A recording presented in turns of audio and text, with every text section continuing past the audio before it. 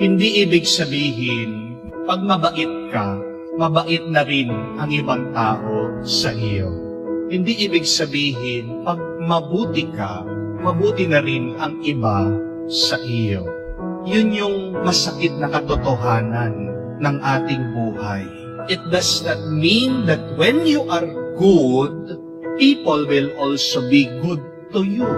It does not mean that when you are kind, people will be kind to you. Ang malungkot na kwento, mabuti ka na nga, mabait ka na nga, may taong masama pa rin sa iyo. May taong makakasakit pa rin sa iyo. May tao pa rin maninira sa iyo. Tandaan natin yan. At alam ko, napakarami na nakakaranas sa atin ng ganyan. Hindi ibig sabihin, ikaw ay mabuting kapatid, na ang iyong mga ibang kapatid magiging mabuti sa iyo. Amen? Minsan nga, hindi ibig sabihin, ikaw ay isang mabuting anak na magiging mabuti ang iyong mga magulang sa iyo. Amen? Minsan, napakabuti mong estudyante. Pero bakit napakasama ng iyong teacher sa iyo? Minsan din, napakabuti mong kapitbahay. Pero itong iyong katabing bahay, sinisiraan ka, chinichismis ka. Napakarami din nararanasan ito. Mabuti silang asawa. Pero bakit yung mga asawa nila hindi mabuti sa kanila? Dahil yan ang masakit at malungkot na katotohanan. Hindi ibig sabihin ikaw ay mabuti, magiging mabuti na rin ang iba sa iyo. At naranasan niya ng ating Panginoong Jesus. Napakabuti niya. Napakarami niyang pinagaling. Napakarami niyang tinulungan. Ito nga, meron siyang bata na napagaling, napipi dahil sinangiban na masamang espiritu ng demonyo, nakapagsalita, naging normal. Pero ano yung reaction nitong mga kaaway niya, mga kalaban niya, mga Pariseo? Sabi nila, demonyo siya.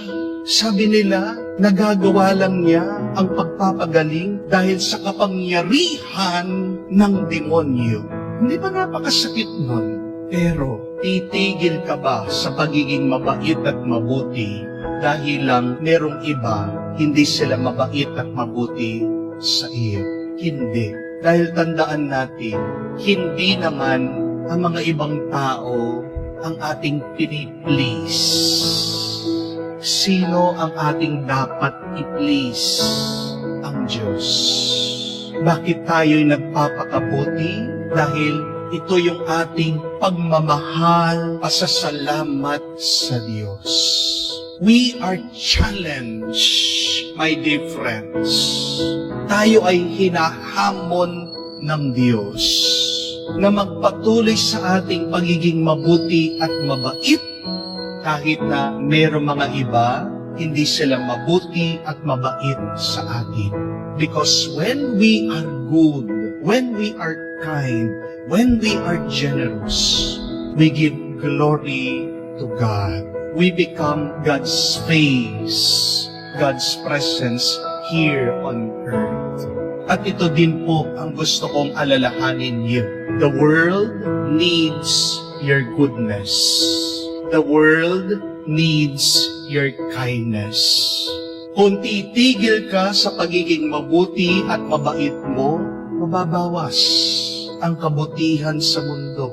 Kawawa naman ang mundong ito dahil nabawasan ang mga banal at mabuting tao. Dahil lang nasaktan ka, dahil lang na-discourage ka, dahil lang na-disappoint ka, please, do not stop being good. Because the world needs your goodness. Kailangan pa ng mundo ng mas maraming mabuti at mabait na tao. Amen? Meron nga po nag-message sa akin. Actually, nasaktan po ako eh. Bakit? Napaka-iksi lang po ng message niya. Alam niyo po yung sinabi niya sa akin? You look like a monkey. Mukha daw po akong matching. Na-slide po yung ego ko. Pero, meron ding isang nag-message. Binasa ko po. Bigla kong sumaya. Dahil sabi nitong tao, Father, you are my angel. You look like an angel to me. Medyo nalito po ako eh. Tinatanong ko sarili ko, tinatanong ko ang Diyos, Lord, sino po yung nagsasabi dito sa dalawa ng totoo? Mukha ba akong matching o mukha talaga akong anghel? Pero inisip ko na lang po na itong aking ginagawa may mabuting na itutulong sa iba.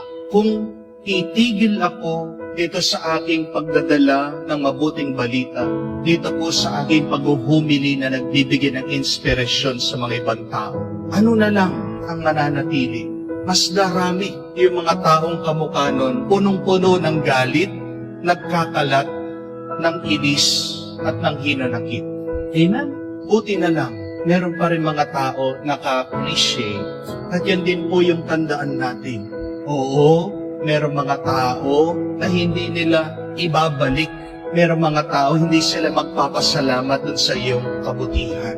Pero marami pa ang nangangailangan sa iyong kabutihan.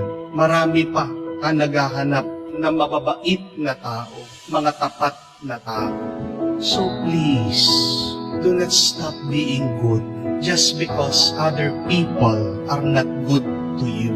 Please, continue your goodness because the world needs more good, kind, and generous people.